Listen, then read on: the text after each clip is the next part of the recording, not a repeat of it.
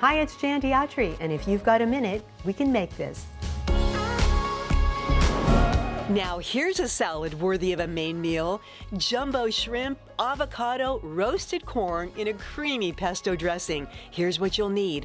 Large raw shrimp, 2 ears of corn, cherry tomatoes, an avocado, bacon, cheese, and lettuce of your choice. Shave the corn off the cob and add it to a dry, hot skillet and cook until browned. Pour it into a bowl and set aside. Cook up some bacon in the same skillet, and when crisp, remove it from the skillet, rough chop it, and set aside. Take your shrimp and cook it in the bacon grease just until pink and cook through. Then set that aside. Now just chop your salad and make the dressing. In a bowl, combine some mayonnaise or Greek yogurt, some pesto, a little lemon juice, minced shallot, and buttermilk.